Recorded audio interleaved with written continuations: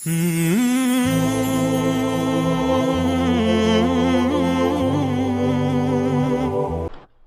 اللہ الرحمن الرحیم والصلاة والسلام علی رسولہ الکریم وعلی آلہ وصحبہ اجمعین، اما بعد۔ داعی اور مدعو میں طبیب اور مریض کا رشتہ ہوتا ہے۔ طبیب اگر مریض سے نفرت کرے علاج نہیں ہو سکتا۔ یا ایک اور مثال، داعی اور مدعو میں تاجر اور گاہک کا رشتہ ہوتا ہے۔ تاجر دکاندار اگر گاہکوں سے نفرت کرے اور بدتمیزی کا رویہ رکھے تو کتنا ہی بہترین سودا اس کی دکان پر ہو، نہیں بکے گا۔ یہی اس سے طاقتور نسبت کے ساتھ داعی کا رشتہ مدعو کے ساتھ ہوتا ہے۔ دعوت دینے والے کا رشتہ، جن کو دعوت دی جا رہی ہے ان کے ساتھ ہمدردی کا، محبت کا، الفت کا ہوتا ہے۔ یہ آیات میری اس بات پر دلالت کرتی ہیں کہ اللہ تعالیٰ کو کہنا پڑا لعلک باخع نفسک علی آثارہم ان لم یؤمنوا بہذا الحدیث اسفا، لعلک باخع نفسک اسفا، تو غم میں ہی مر جائے گا، ان کے غم میں مر جائے گا۔ لعلک باخع نفسک الا یکونوا مؤمنین فلا تذهب نفسک علیہم حسرات من کفر فلا يحزنک کفرہ لست علیہم بمسیطر ما انت علیہم بجبار۔ ایک دفعہ میں نے یہ آیات کٹھی کی تھی، بہت زیادہ ہو گئی تھی، جن میں صرف یہ بتلایا جا رہا ہے کہ اللہ کے نبی کو کتنا غم تھا نافرمانوں کے بارے میں۔ آج کے دور کے اہل حق دعوت دینے والے اور جتنے حق سے دور لوگ ہیں، یا کفر کی شکل میں یا اسلام کے لبادے میں باطل عقائد کی شکل میں یا بدعت کی شکل میں یا مذہبی آزادی جس کو غیر مقلدیت کہتے ہیں اس کی شکل میں، اکابر کی گستاخی کی شکل میں، یا صحیح العقیدہ ہو کر شراب، زنا، گانا بجانا، ظلم، ستم، یہ جتنی شکلیں ہیں یہ ساری کی ساری قابل رحم ہیں۔ یہ مدعو ہیں، آپ داعی ہیں۔ آج اہل حق ان سے نفرت کرتے ہیں۔ کتنی یہ حق، یعنی کتنی اصل سے ہٹی ہوئی بات کہ ان سے تو محبت تھی۔ ایک آدمی کفر پہ مر جاتا تو ہمیشہ جہنم میں چلا گیا، ایک آدمی صحابہ کو برا بھلا کہتے ہوئے مر جاتا تو جہنم میں چلا گیا، ایک آدمی قبروں کو سجدے کرتا ہوا مر جاتا تو جہنم میں چلا گیا، ایک آدمی اکابر امت کی گستاخی کرتا ہوا چلا جاتا ہے تو وہ پکڑا گیا، ایک آدمی شراب، زنا میں مبتلا ہو کے مر جاتا ہے تو وہ پکڑا گیا، نمازیں چھوڑ کے مر جاتا ہے، روزے چھوڑ کے مر جاتا ہے تو گرفتار ہو گیا قانون کے مطابق۔ باقی اللہ جس کو چاہے معاف کرتا، یغفر ما دون ذلک لمن یشاء۔ اچھا، یہ جو اس طرح مر رہے ہیں، یہ مرتے ہی کتنے خوفناک انجام کا شکار۔ میرا تایا کا بیٹا تھا، جیسے ذمہ داروں کی زندگی ہوتی ہے ویسے اس کی زندگی تھی، جوانی میں مر گیا۔ میں نے خواب میں دیکھا، خواب میں میت جو کہتا ہے صحیح کہتا ہے۔ میں نے کہا کیا حال ہے؟ کہنے لگا آگ کے تندور میں پڑا ہوا ہوں، آگ کے تندور میں پڑا ہوا۔ ساری زندگی اس کی غفلت میں گزری، ظلم و ستم نہیں تھا، بہت ہمدرد، بہت رحم دل، غریب پرور، رعایا پرور، بس ذاتی کمیاں بے شمار بہت زیادہ تھی۔ فرائض میں بے انتہا غفلت اور شہوات میں استطالہ کہ میں آگ کے تندور میں ہوں، تو یہ قابل رحم ہے یا قابل نفرت ہے؟ آج کے مناظرانہ ذہن نے تمہیں دعوت کے غم سے ہٹا کر نفرت کے کانٹوں میں الجھا دیا ہے۔ مناظرانہ ذہن کا یہ کم سے کم نقصان ہے، زیادہ تو اس سے یہ کم سے کم نقصان ہے کہ جن سے نفرت، جن سے محبت کرنی تھی ان سے نفرت شروع کرتے۔ تعالوا الى کلمۃ سواء بیننا وبینکم الا نعبد الا اللہ، یہ آیت تمہیں کیا اصول بتا رہی ہے کہ جن چیزوں میں تم مشترک ہو ان کو مضمون دعوت بناؤ۔ رفع یدین کو مضمون دعوت نہ بناؤ، نماز کو مضمون دعوت بناؤ۔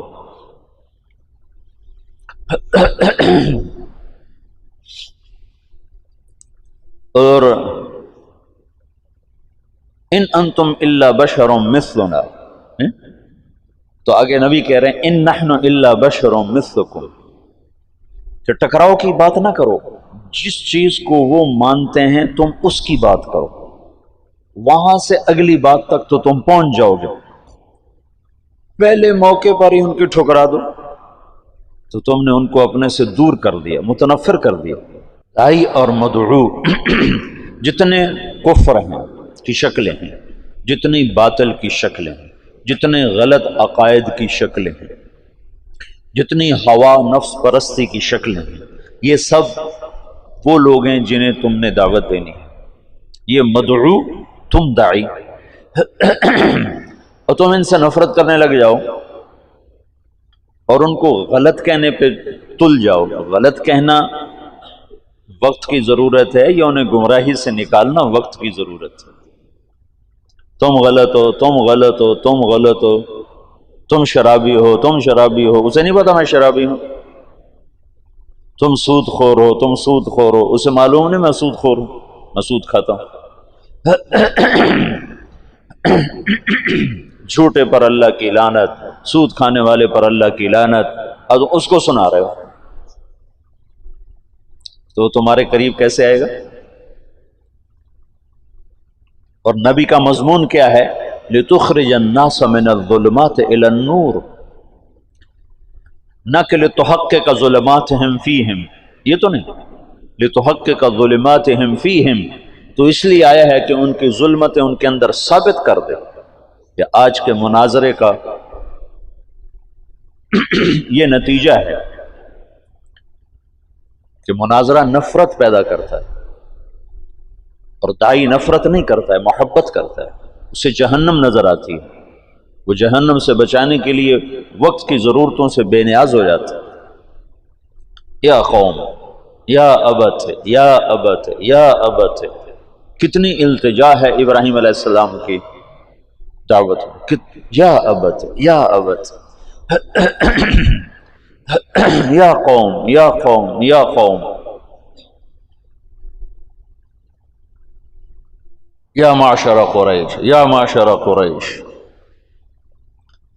چونکہ سیرت کا یہ پہلو امت نے بھلا دیا تھا کہ ہم دعوت دینے والے ہیں، دعوت دینے والے کو محبت ہوتی ہے نافرمانوں سے، کافروں سے ہمدردی ہوتی ہے کہ وہ انہیں جہنم سے نکالنا چاہتا ہے، اور تم انہیں جہنمی ثابت کرنا نہیں تم جہنمی ہو، نہیں تم گمراہ ہو۔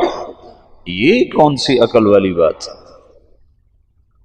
معترض کا جواب نہیں ہوتا، میں نے رات بھی بتایا تھا، سائل کا جواب ہوتا۔ دعوت دینے والے ایسی بات کرتا ہے کہ وہ پیٹھ پیچھے چھپ کر کہتے ہیں باتیں تو سچی کرتا ہے، ابو جہل جیسا کہہ رہا ہے سچا پر میں مانوں گا نہیں۔ کیا خوبصورت مضمون دعوت ہے کہ سب سے بڑا اعداء عدو الاسلام کہتا ہے سچا مانوں گا نہیں۔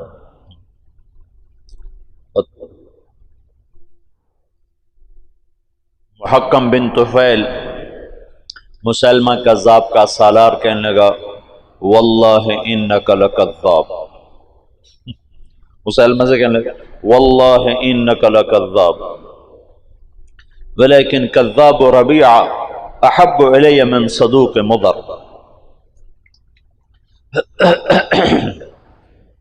جادو وہ ہوتا ہے جو سر چڑھ کے بولے. مناظرے کی زبان توہین کی ہے، اہانت کی ہے، تذلیل کی ہے، تحقیر کی ہے، استخفاف کی ہے، اور اس میں سے ایک چیز بھی دعوت کے ساتھ نہ جوڑ کھاتی ہے نہ اسلام کے ساتھ جوڑ کھاتی. دعوت دینے والے کے اندر محبت ہوتی ہے، ہمدردی ہوتی ہے کہ یہ جہنم سے بچے. حج سے ہم مینا سے واپس آ رہے تھے. مینا سے 1999 کا میرا پہلا حج تھا. تو اس وقت کنکریاں جہاں مارتے تھے نا، پل کے ساتھ اترتے ہی نائی کھڑے ہوتے تھے، سر کے بال، کوئی داڑھی شیو کراتا تھا، کوئی سر کے بال مڑاتے ہیں، کوئی ویسے داڑھی ٹھیک کراتا. تو میں آگے تھا، میرے پیچھے میرے 3-4 ساتھی تھے پشاور کے، اکٹھے تھے. تو جب یوں نیچے اترے ہیں تو ایک نوجوان سیالکوٹ کا، بعد میں تعارف ہوا سیالکوٹ کا، وہ سر کے بال اس کے صاف ہو گئے تھے اور داڑھی شیو کرانے لگا تھا. داڑھی تو یہاں نائی نے صابن لگایا تھا. وہ ایک نوجوان تھا راشد، بہت بڑا تاجر، کروڑوں پتی، جوانی میں تبلیغ میں لگا. اس نے جب دیکھا تو ایک دم جا کے اس کے پاؤں میں گر گیا، اس کے پاؤں پکڑ کے رونے لگا، کہنے لگا ابھی تیرے سارے گناہ معاف ہو چکے ہیں، یہ دوبارہ فوراً گناہ نہ کر، تیرے سارے معاف ہو چکے ہیں. جب آدمی عرفہ سے واپس لوٹتا ہے تو سارے معاف ہو گئے، تو تیرے سارے معاف ہو گئے، دوبارہ اپنے کافی کو کالا نہ کر. وہ ایسا رویا کہ وہ نوجوان خود رونے لگا. تو اس نے وہ تولیہ جو یہاں رکھا ہوا تھا نا، اس نے اس سے اپنا سارا صابن صاف کر دیا اور نائی سے کہنے لگا میرا خط بنا دو، آج کے بعد میری توبہ، میں داڑھی نہیں منڈاؤں. یہ داعی ہوتا ہے. تم بے وقوف مناظرانہ ذہن رکھتے ہو کہ ہم نے نیچا دکھانا ہے. نیچا دکھانا بھی کوئی حق ہے؟ اوروں کو عزت دینا سیکھو، پھر وہ تمہارے سامنے گر جائیں گے، خود ہی گر جائیں گے.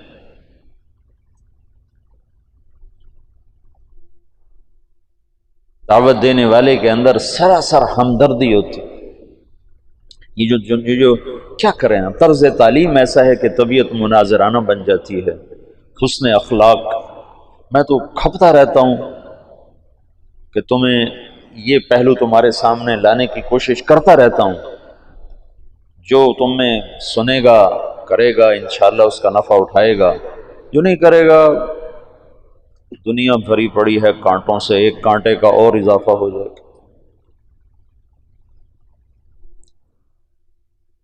تو دعوت دینے والا سراسر رحمت ہوتا ہے، وہ راتوں کو اٹھ کے روتا ہے.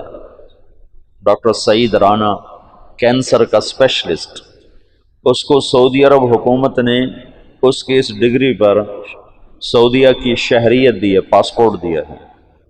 ایسا قابل آدمی. ویسے تو سعودیہ والے بڑے متکبر ہیں، انا سعودی انا سعودی، وہ اجمیوں کو تو تھوکتے نہیں، لیکن اس کے پاس اپنے فن کا ایسا علم تھا کہ انہوں نے اس کو سعودیہ کا پاسپورٹ دیا، سعودی شہری بنایا. یہ گوجرے کا ہے. وہ مجھ سے کہنے لگا کہ میں انگلینڈ پڑھتا تھا، بیلجیم پڑھتا تھا، تو میں انگلینڈ گیا پاکستانی موسیقی کے کچھ کیسٹ خریدنے کے. بیلجیم میں ابھی اس وقت اتنا پاکستانی مجمع نہیں تھا، زیادہ مجمع انگلستان میں تھا. تو کہنے لگا میں لندن گیا پاکستانی گانے خریدنے کے لیے. تو وہاں ایک جماعت سے میری ملاقات ہو گئی. انہوں نے مجھ سے 2-4 باتیں کی، مجھے بڑی اچھی لگیں، تو میں نے وہ دن ان کے ساتھ گزارا. رات ہوئی تو وہ کہنے کہ رات بھی ہمارے پاس ٹھہر جاؤ. تو کہنے کہ میں رات بھی ٹھہر گیا. رات کو میری پچھلے پہر آنکھ کھلی تو میں نے دیکھا میرے بستر کے برابر ایک بوڑھا آدمی وہ دعا میں رو رہا زارو قطار اور کہہ رہا یا اللہ اس نوجوان کو ہدایت دیتے، یہ گانے خریدنے آیا ہے تو اسے دین کا داعی بنا دے، اور رو رہا ہے، یہ دعوت۔ تو وہ ڈاکٹر سعید رانا کہنے لگا بس اس کے آنسوں نے نا مجھے پگھلا دیا، اور مجھے یہ خیال آیا کہ ایسے تو شاید میری ماں بھی نہ روتی ہو میرے لیے جیسے یہ میرے لیے رو رہا ہے، یہ کیوں رو رہا ہے؟ اور اس کے رونے پر میں نے وہیں توبہ کی، اور بجائے گانے خریدنے کے ان کے ساتھ میں نے 10 دن لگائے۔ پھر وہ دن آج کا دن وہ بندہ تبلیغ میں فنا فی تبلیغ، اب بھی سعودیہ میں مکہ میں رہتے ہیں۔ تو دعوت دینے والا مدعو کے لیے غصے میں نہیں ہوتا، نفرت میں نہیں ہوتا، انتقام میں نہیں ہوتا، اسے عزت دیتا ہے، اس کو حقیر نہیں سمجھتا، اس کو گھٹیا نہیں سمجھتا، اس کو نیچے گرانے کے لیے جملے اور دلائل نہیں لاتا، بلکہ اس کو عزت دیتا ہے، اسے قریب کرنے کے لیے خود بچھ جاتا ہے۔ یہ دعوت سارے فتنوں کا توڑ ہے۔ میں سوچ رہا تھا کہ دعوت کیسے سارے فتنوں کا توڑ بنتی ہے۔ ایسے آج تمہارے پاس آنے سے پہلے نا تو مجھے خیال ہے جیسے روح جسم کے تمام حصوں کی زندگی کا سبب بن جاتی ہے۔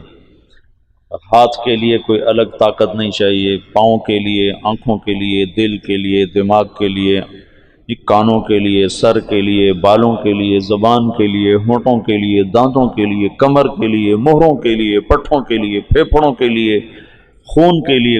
ایک ہی طاقت ہے جس کا نام ہے روح۔ جب وہ اترتی ہے تو جسم کے تمام شعبے زندہ ہو جاتے، تمام شعبے، ہر شعبے کو زندہ کرنے کے لیے کوئی الگ نہیں ہے۔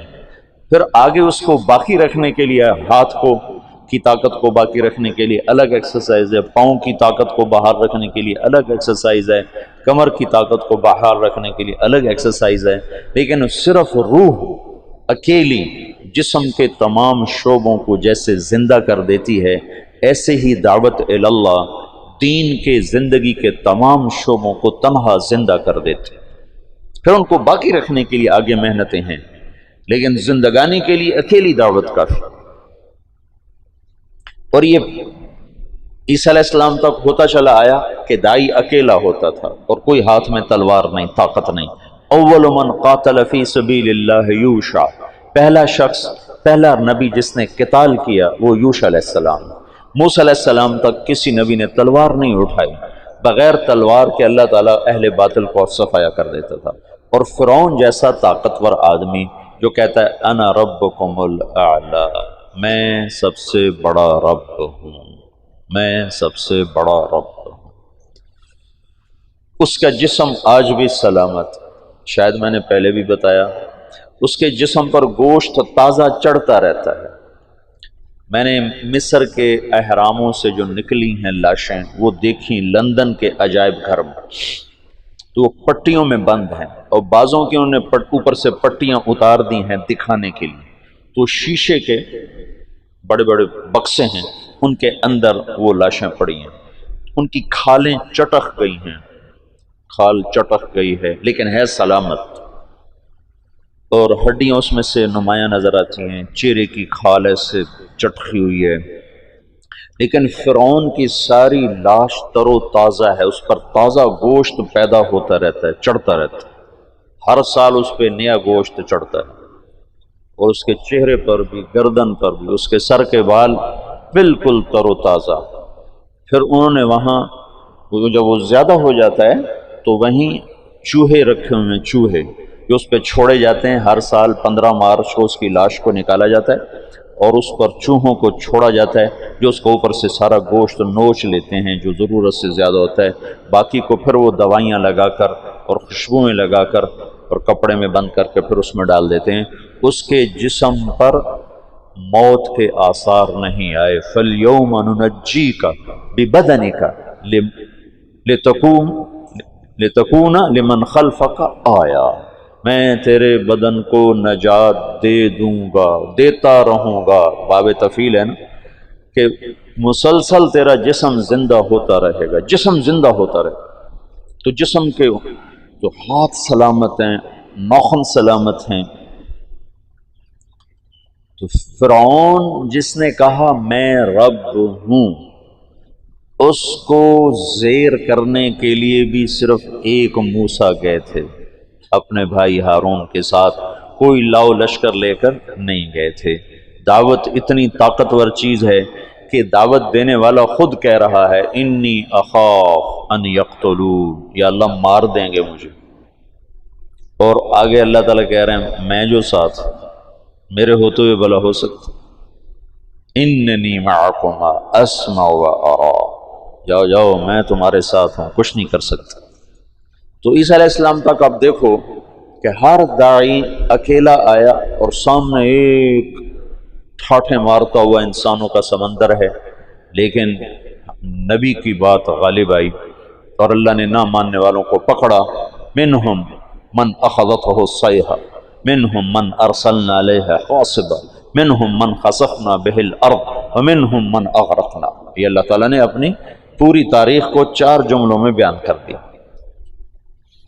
کہ دعوت کے مقابلے میں باطل جتنی بڑی شکل میں آیا ٹوٹ گیا، لیکن موسیٰ علیہ السلام پر جب تورات اتری تو اللہ کا جو غیبی نظام تھا اچانک پورے باطل کی پکڑ کا وہ اللہ نے اٹھا دیا اور اہل ایمان کو سامنے کھڑا کر دیا۔ موسیٰ علیہ السلام تلوار اٹھا رہے ہیں، داؤد علیہ السلام تلوار اٹھا رہے ہیں، رسول اللہ صلی اللہ تعالی وسلم کی برکت سے آپ سارے عالم کے لیے رحمت بن کر آئے، سارے انسانوں کے لیے رحمت بن کر آئے، تو اللہ نے مسخ ہونا اٹھا دیا، بندر بن جاؤ، خنزیر بن جاؤ، پہلے اللہ نے بنا دیے۔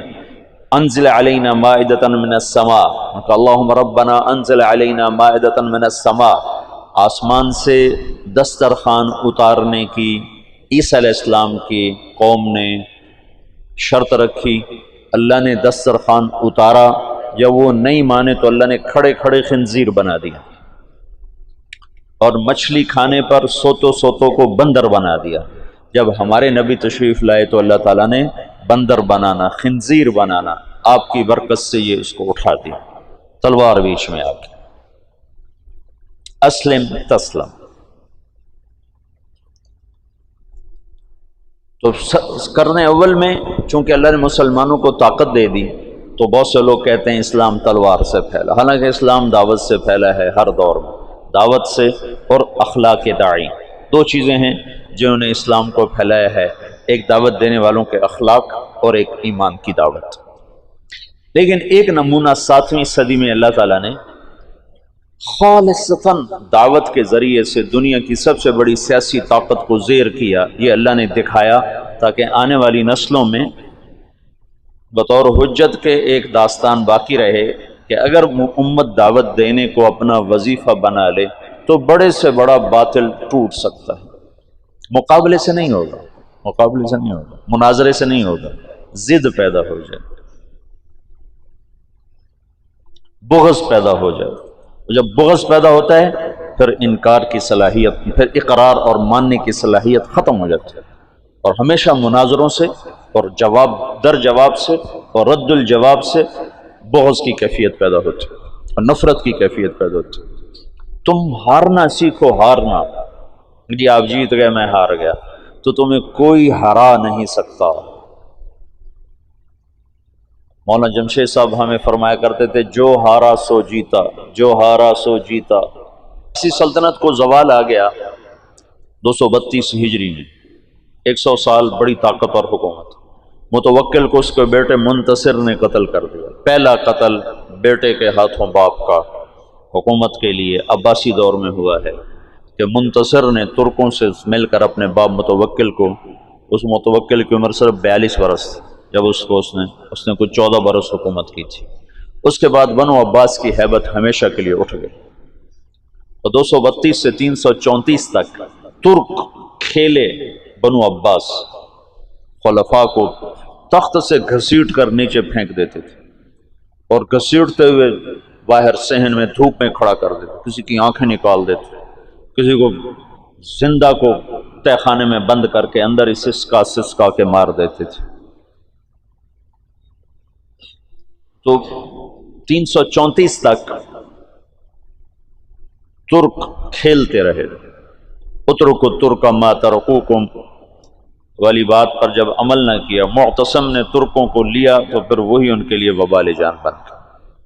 پھر 334 سے 446 تک شیعوں نے حکومت کی۔ ایرانی ابو شجاع تھا دہلوی، اس کے 3 بیٹے تھے، رکن الدولہ، معز الدولہ، عماد الدولہ۔ تینوں مچھیرے تھے، مچھلی پکڑتے تھے۔ ابو شجاع نے خواب دیکھا کہ اس نے پیشاب کیا ہے، اس سے آگ نکلی، اوپر جا کر 3 شعلوں میں تقسیم ہو گئی، اور وہ شعلے چھوٹے چھوٹے انگاروں میں تقسیم ہو گئے۔ تو اس نے ایک کاہن سے پوچھا کہ میں نے یہ خواب دیکھا ہے، اس کی تعبیر۔ اس نے کہا تیرے تینوں بیٹے بادشاہ بنے۔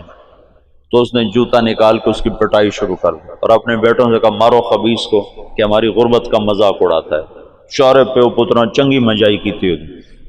جب اس کو اچھی طرح صاف کر لیا نا، پھر کہنے لگے چلو ایک مچھلی اس کو دے دو، بیچارے کو بہت مارا ہے۔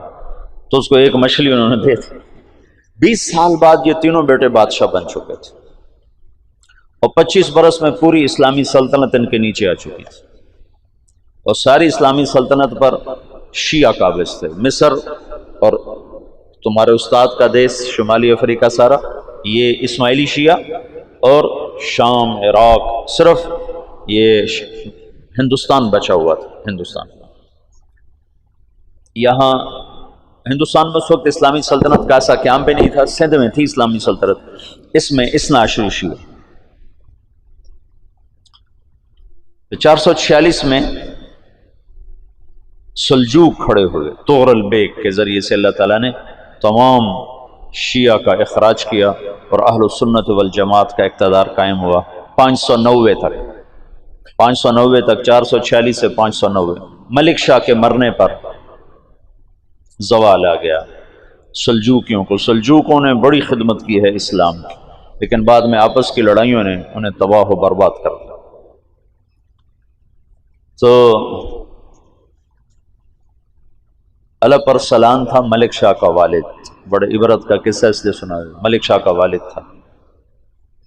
تو وہ جا رہا تھا چین فتح کرنے، چین۔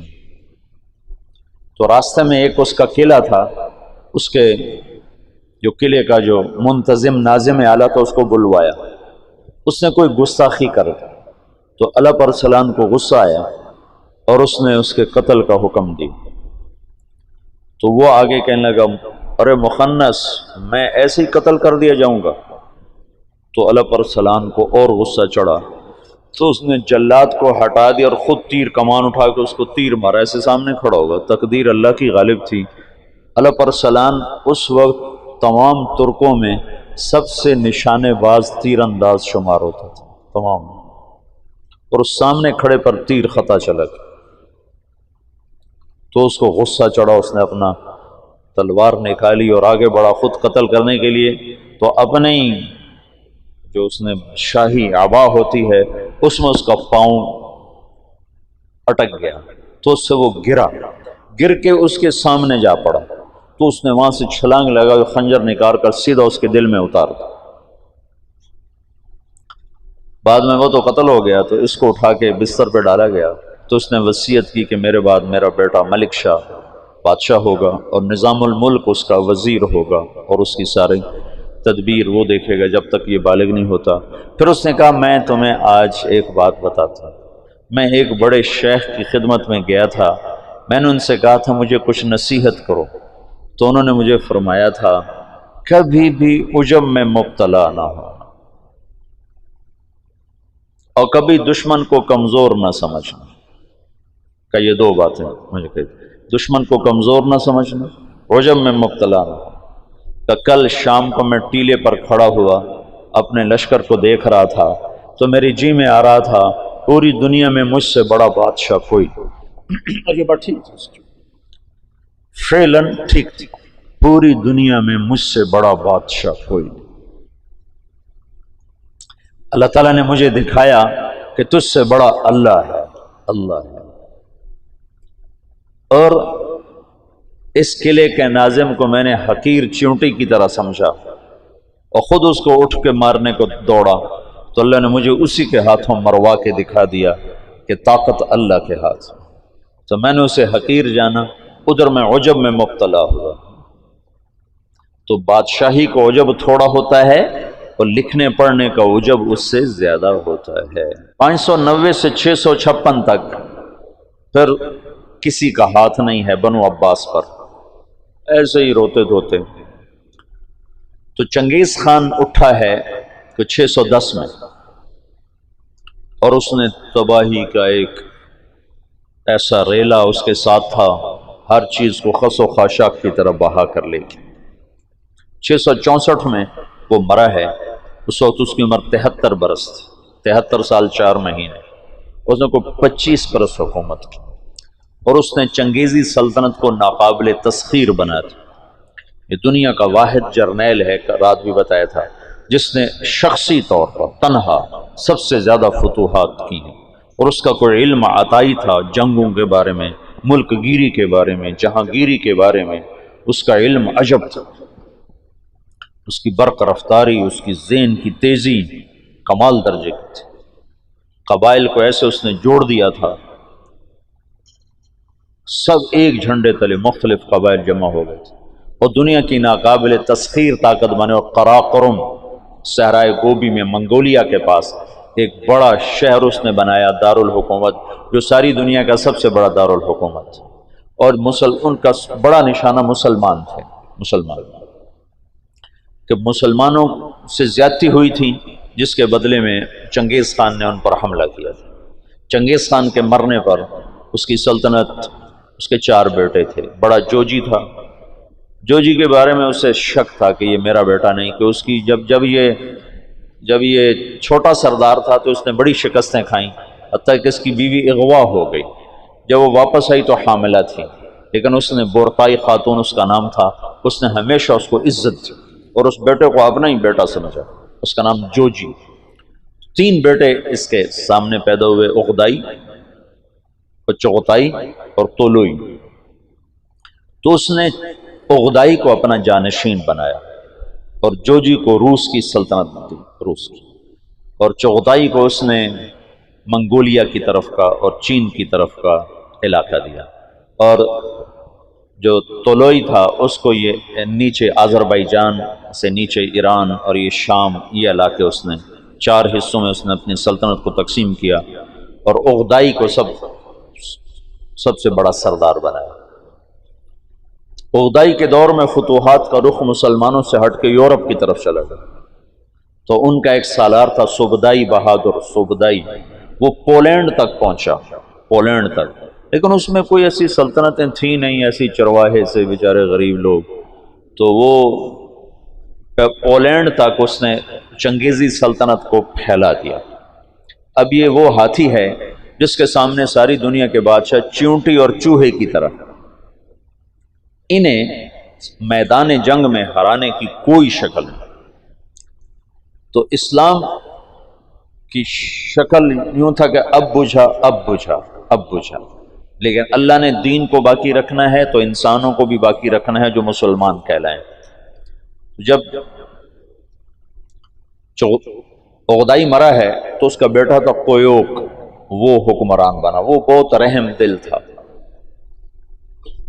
اس نے جنگیں روک دیں اور مسلمانوں کو اپنی سلطنت میں شامل کیا، تو اس کی وجہ سے ساری تاتاری سلطنتوں میں مسلمانوں کے بارے میں نرم گوشہ پیدا ہو۔ اب نامعلوم تاریخ کے گمنام سپاہی ہیں جو اتنے غیر معلوم ہیں، اتنے نامعلوم ہیں کہ کسی تاریخ میں ان کا نام تک درج نہیں، ان کی جگہ درج نہیں، جنہوں نے تاتاریوں کو دعوت دینا شروع کی۔ خونخوار قوم ہے، اور تاتاری غریب مسلمانوں کی دعوت سے اسلام قبول کرنا شروع ہو گئے۔ یہ تاریخ کا حیرت ناک واقعہ ہے۔ غیر مسلم مورخین بھی اور مسلم مورخین بھی جب یہاں پہنچتے ہیں تو وہ حیران ہوتے ہیں کہ کیسے ایک فاتح قوم نے مفتوح قوم کا مذہب کیسے قبول کر لیا۔ ہندوستان میں کوئی عیسائی نہیں تھا، آج کروڑوں ہیں، کہاں سے آئے؟ انگریزوں نے دعوت۔ اندلس سے سارے مسلمان مٹ گئے، سب عیسائی ہو گئے، کیسے؟ طاقت عیسائیوں کے ہاتھ میں تھی۔ تو یہ ایک عجب واقعہ ہو رہا ہے کہ طاقت جن کے ہاتھ میں ہے وہ اسلام کے سب سے بڑے دشمن ہیں، اور اسلام اور مسلمان ان کے لیے سب سے مبغوض چیز ہے، اور پھر وہ انہی کا کلمہ پڑھتے جا رہے ہیں۔ یہ 7ویں صدی میں ہو چکا ہے۔ آج کا چنگیز کسی اور شکل میں ہے، کسی اور نام کے ساتھ ہے، آج کا ہلاکو کسی اور شکل میں ہے، کسی اور نام کے ساتھ ہے، لیکن آج بھی وہی ہوگا جو 7ویں صدی میں ہو چکا ہے۔ ہم ان کو سیاسی میدان میں، جنگی میدان میں شکست نہیں دے سکتے،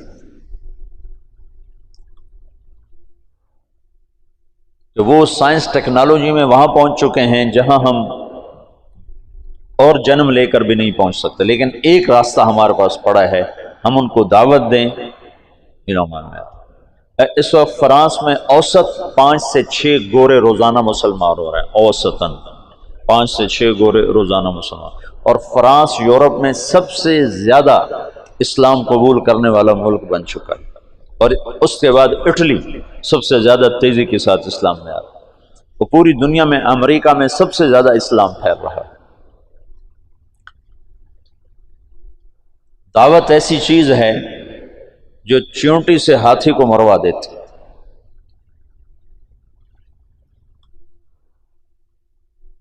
اس کی نرمی سے کچھ دل نرم ہوئے اور اسلام داخل ہونا شروع ہوا۔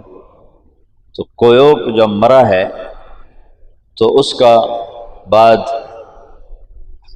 طولوئی کے 4 بیٹے تھے، ایک قبلائی خان، ایک منگو خان، ایک بوکا خان اور ایک ہلاکو خان۔ تو اس وقت جوجی کا بیٹا ایباقا وہ سب سے بڑا سردار تھا تاتاریوں میں، تو انہوں نے مشورہ کیا کہ اب ہم کس کو اپنا خاقان بنائیں، تو ایباقا نے منگو خان کے بارے میں کہا کہ اس کو اپنا خاقان بناؤ۔ منگو اسلام دشمن تھا، اس کے دور میں بغداد تباہ ہوا ہے۔ جب بغداد پہ حملے کا لشکر نکلا ہے تو یہ جو مسلمان دائی تھے یہ جوجی کی نسل میں اپنا کام دکھا چکے تھے، اور جوجی کا پوتا برکا خان مسلمان ہو گیا۔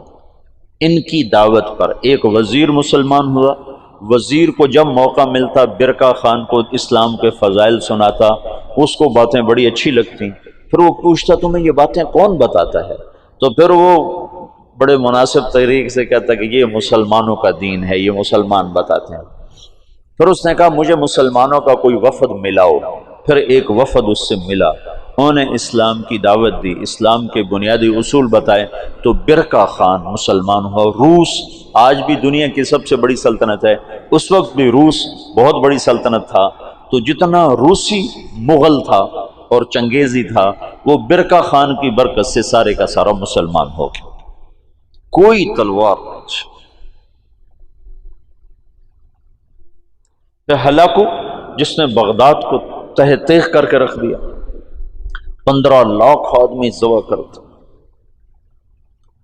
658 میں پھر اس نے مصر پہ چڑھے، اس دوران حلب، شام، دمشق کو اس نے اینٹ سے اینٹ بجا دیا، پھر 658 میں وہ دمشق مصر کی طرف حملہ آور ہوا۔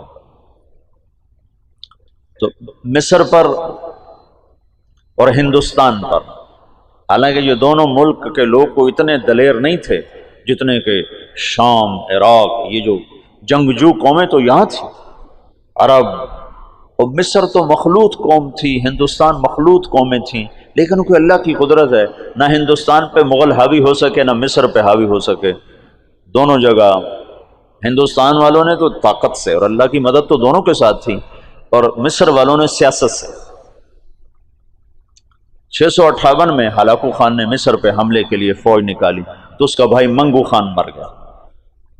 منگو کے مرنے پر یہ قانون تھا کہ جو تاتاری جہاں پر ہے جب خاقان اعظم مر جائے تو سب قراقرم پہنچیں تاکہ اگلے خان کا انتخاب کیا جا سکے، اگلے خاقان کا انتخاب کیا جا سکے۔ تو وہ وہاں سے نکلا، تو اس کی بیوی تھی وہ عیسائی ہو چکی تھی، دوقوزا، اور اس کا سالار تھا کتبوغا، وہ بھی عیسائی ہو چکا تھا۔ وہ مسلمانوں پر بہت ظلم اٹھاتے تھے، بہت ظلم اٹھاتے تھے۔ اور ان دونوں نے بڑی کوشش کی کہ ہلاکو خان عیسائی ہو جائے، لیکن وہ عیسائی نہیں ہوا۔ تو انہوں نے اس کی منت کی کہ تم واپس نہ جاؤ، مصر کو فتح کر لو، وہ تو مر گیا، اب تو پہنچ بھی نہیں سکتے ہیں، تو تم بعد میں جانا، پہلے مصر فتح کرو۔ اس نے کہا نہیں، یہ چنگیز خان کا قانون ہے، میں اسے پورا کروں۔ اور اس نے ایک لشکر کا حصہ شام میں چھوڑا، فلسطین میں، اور 2 حصے لے کر وہ واپس چلا گیا قراقرم کی طرف۔ تو اس موقع سے فائدہ اٹھا کر مصر والوں نے خود حملہ کر دیا۔ تو عین جالوت پر 658 میں رمضان میں یہ جنگ لڑی گئی، اور 40 سال کے بعد مسلمانوں کو پہلی فتح نصیب ہوئی، اور اس میں قطبوغا گرفتار ہوا۔ تو وہاں مصر میں اس کو ٹکڑے ٹکڑے کر کے ختم کیا گیا، پر وہ ایسا کم وقت تھا کہ بوٹی بوٹی ہو گئے، پر اس نے سی نہیں کی، اف نہیں کی۔ انہوں نے کہا کیا تاتاری عورتوں نے بچے جننے بند کر دیے جو میرا کوئی بدلہ نہ لے گا؟ میرا بدلہ لینے والے ضرور آئیں گے، لیکن اللہ نے وہ موقع نہ دیا۔ برقع خان ایمان لا چکا ہے۔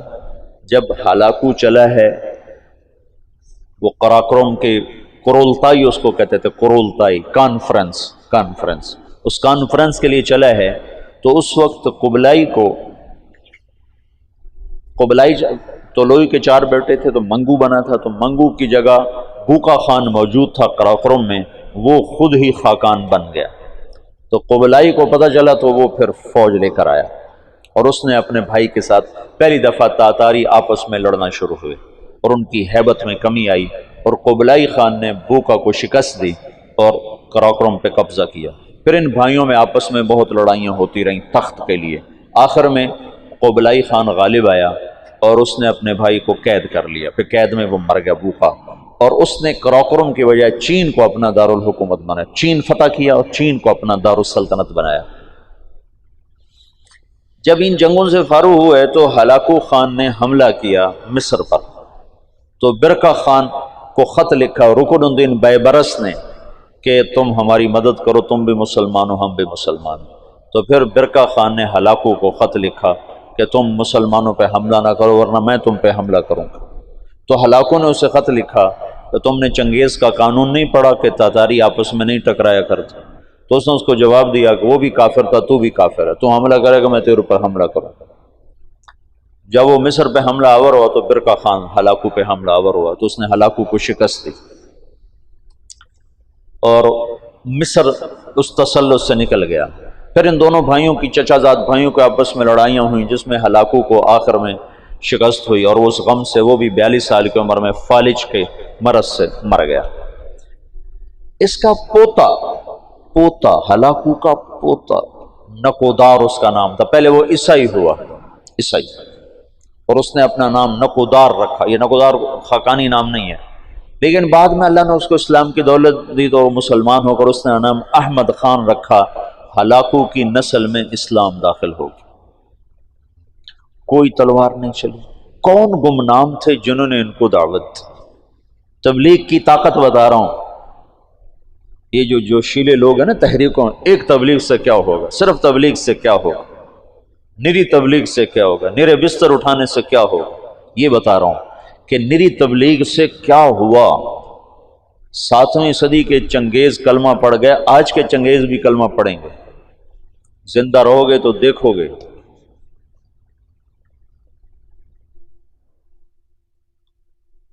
پیچھے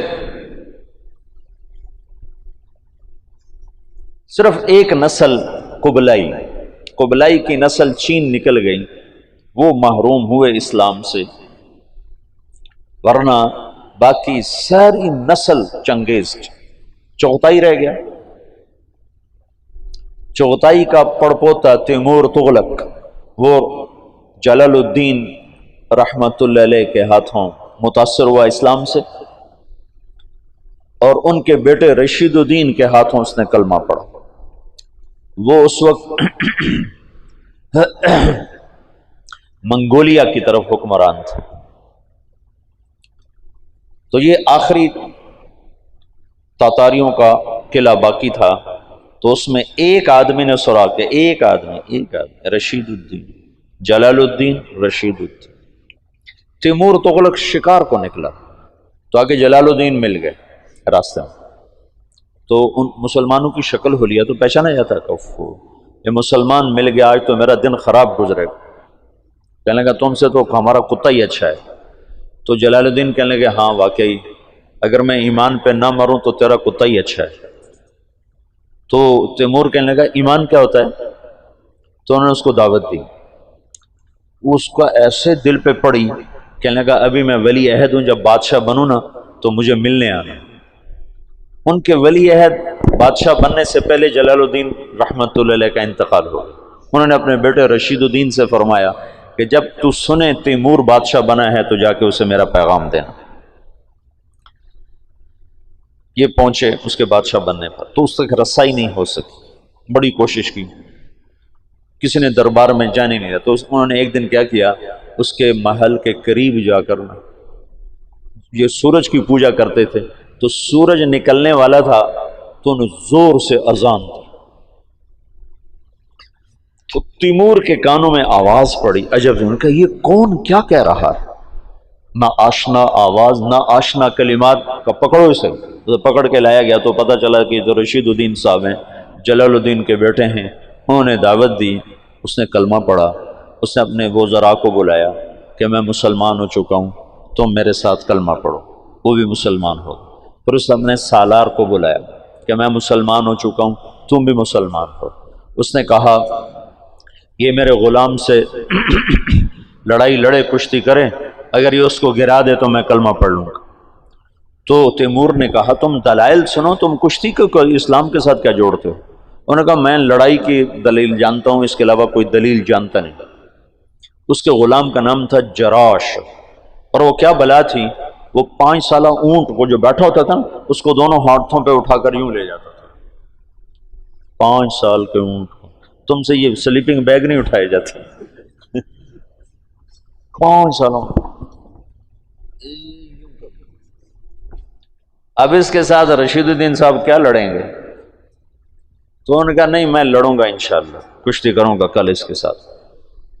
اگلے دن سارا شہر اکٹھا ہو گیا، انہوں نے رات کو اللہ سے بات کر لی، جو تو نے ان کو ایمان دینا ہے تو مجھے جتا دے، نہیں دینا تو میں اس کے سامنے کچھ بھی نہیں۔ تو اگلے دن وہ بڑا اکڑتا ہوا اور ہنستا ہوا میدان میں اترا، جو گئی آگے ماڑکو سے وہ ہاتھی سا۔ تو جب دونوں آمنے سامنے ہوئے تو انہوں نے اس کے قریب جا کر ایک ہلکا سا اس کے سینے پر اللہ اکبر یوں ایک مکہ مارا، اللہ اکبر، تو وہ 4 کلابازیاں کھا کے زمین پہ گرا، دڑل دڑل دڑل دڑ پوجا گرا۔ تو سارا مجمع حیران پریشان ہو گیا۔ تو اس کے سالار نے کہا مان گیا، اسلام میں طاقت ہے، اسلام میں طاقت، کلمہ پڑھا دیں۔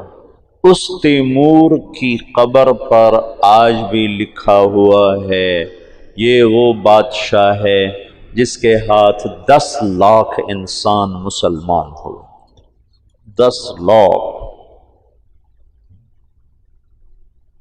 نہ وہ شیخ المشائخ ہیں، نہ وہ کوئی صوفیاء میں سے، نہ کوئی علماء میں سے،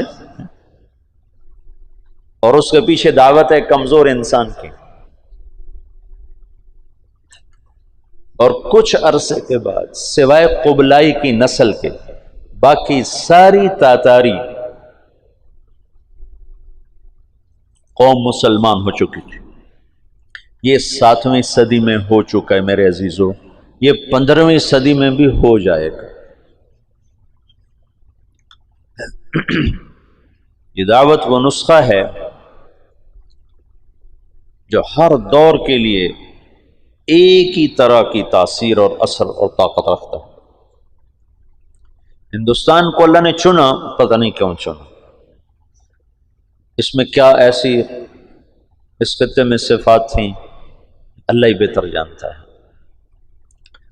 یہ تھوڑا سا میں نے آپ کو پس منظر بتایا ہے کہ دعوت کی تاریخ، اس کے ساتھ سیاسی تاریخ، پھر مولانا الیاس صاحب نے کیسے کام شروع کیا، یہاں جو حالات بن گئے تھے، یہاں بھی مسلمانوں کی طاقتور حکومت تھی، لیکن جیسے قومیں زوال پذیر ہوتی ہیں تو زوال آ گیا۔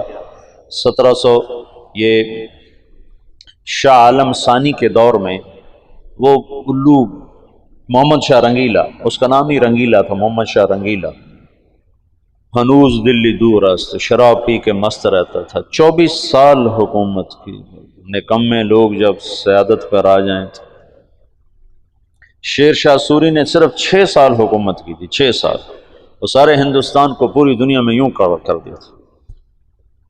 اس کا نام تھا فرید خان، نام اصل تھا فرید خان، اور سہسرام بہار میں ایک چھوٹی سی جگہ تھی جہاں یہ پیدا ہوا تھا۔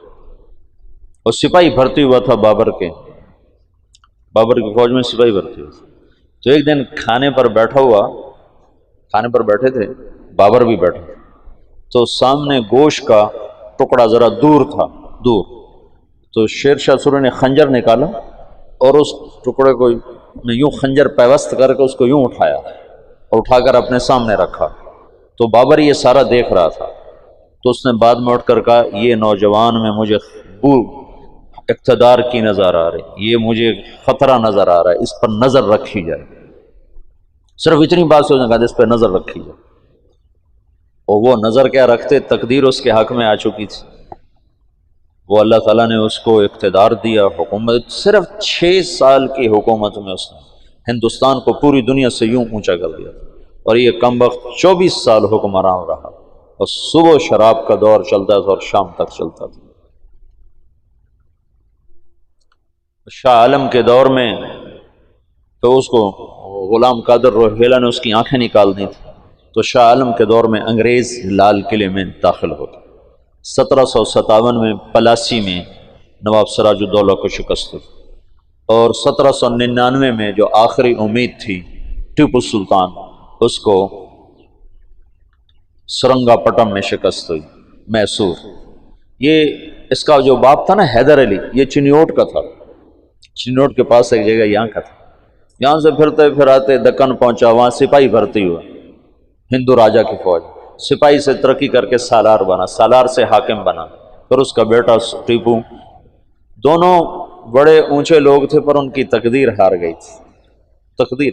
میں وہ لندن میں گیا نا پچھلے سال، تو وہ سلطان ٹیپو کی وہ پڑی ہوئی ہے تلوار جس سے وہ آخری وقت لڑتے ہوئے شہید ہوا، اور اس کی ٹوپی جو سر پہ رکھا کرتا تھا، اور اس کی وہ عبا جس میں وہ خون کے چھینٹے اب بھی لگے ہوئے تھے، اور اس کا تخت جس پہ وہ بیٹھا کرتا تھا، اور تخت کے نیچے پاؤں رکھنے کی جو جگہ نا، پاؤں ایسے پاؤں، وہ ایک شیر کا سر تھا، اتنا بڑا سر، خالص سونے سے بنا ہوا، خالص، اور اس کی زبان ایسے باہر نکلی ہوئی، تو اس کے اوپر وہ پاؤں رکھ کے بیٹھا کرتا تھا۔ اور اس کو ایڈمبرا کے ایک سپاہی نے، وہ تو گولیاں لگ کے ختم تھے، مرے کو مارا تھا، مرے کو مارے شاہ مدار، تو وہ ایک ایڈمبرا کا سپاہی تھا، اس نے اس کو شہید کیا تھا۔ تو سارا ساز و سامان وہاں پڑا ہوا ہے اس کے عجائب گھر میں، دیکھا میں نے جا کے، اس کی شال بھی، اور اس کی ساری وہ کمان بھی، تیر بھی، ساروں نے ایک جگہ پر ایسے لگائے ہوئے ہیں۔ وہ آخری امید تھی مسلمانوں کو۔ 1799 میں وہ شہید ہوا ہے، تو جنرل ہیرس نے کہا ہندوستان ہمارا ہے۔ پھر 1834 میں لارڈ میکالے آیا پہلی دفعہ کہ یہاں کے مسلمانوں کو قابو کرنے کے لیے کیا پالیسی بنائی جائے اور تعلیمی نظام کیسے فٹ کیا جائے۔ پھر 1857 میں ایک آخری کوشش تھی جنگ آزادی کی، جو ایک ہلا گلا تھا، کوئی تدبیر نہیں تھی، اس لیے اس نے ناکام ہی ہونا تھا، لیکن اس میں مرزا الہی بخش اور نواب شجاع الدولہ اور نجف خان اور رجب علی خان، یہ سازشی مہرے تھے جو انگریزوں سے ساز باز کر کے انہیں دلی تک پہنچنے کا راستہ ہموار کیا۔ اس کے صلے میں ان کو جاگیریں ملیں، بہت کچھ ملا۔ جنرل بخت خان تھا جو راجپوت تھا، جویا خاندان سے تھا، بخت خان، وہ آخر دم تک لڑا، آخر دم تک لڑا۔ بہادر شاہ ظفر سے اس نے کہا میرے ساتھ نکل چلو، میں دوبارہ لشکر منظم کروں گا، لیکن تقدیر ہار جائے تو کوئی تدبیر کام نہیں آتی۔ تو بہادر شاہ ظفر کے 18 بیٹے تھے، جب انگریزوں نے دوبارہ قبضہ کیا تو 18 کو ذبح کر کے ان کے سر بڑے تھال میں سجا کر بہادر شاہ کو پیش کیے تھے۔ اس وقت اس کی عمر کوئی 83-84 سال تھی۔ اتنے بیٹوں کے کٹے سر دیکھنا تھال میں۔ پھر اس کو انہیں رنگون جلا وطن کر دیا، وہیں جلا وطنی میں اس کا انتقال ہوا۔ اس کی بیگم تھی وہ بھی وہیں مری۔ عجب داستان ہے۔ تو اب سیاسی طور پر ابھرنے کے کوئی آثار نہیں تھے، سیاسی طور پر ابھرنے کوئی آثار نہیں تھے۔ اب یہاں سے مولانا الیاس کا دور شروع ہوتا ہے۔ یہ 3-4 دن میں نے تمہیں پچھلا سارا بتایا ہے۔ اب مولانا الیاس صاحب رحمۃ اللہ علیہ نے کیسے اللہ نے ان سے کام لیا، کیسے انہوں نے کام شروع کیا کہ آج تم اور میں اسی کے، یہ شیخ رمضی اسی وجہ سے بیٹھے ہیں۔ کہاں تیونس، کہاں فیصل آباد۔ اس شخص نے کیا محنت کی کہ جس سے یوں آفاق جڑتے چلے گئے۔ سیاسی پس منظر ایسا تھا کہ آج ختم اور آج ختم۔ انگریز نے کوشش کی یہاں عیسائیت کو پھیلایا جائے اور مسلمانوں کو اندلس کی طرح ختم کر دیا جائے، لیکن اللہ کا غیبی نظام حرکت میں آ چکا تھا۔ غالباً یہ وہ آخری کوشش ہے جو ہر کچے پکے گھر میں اسلام داخل ہوگا۔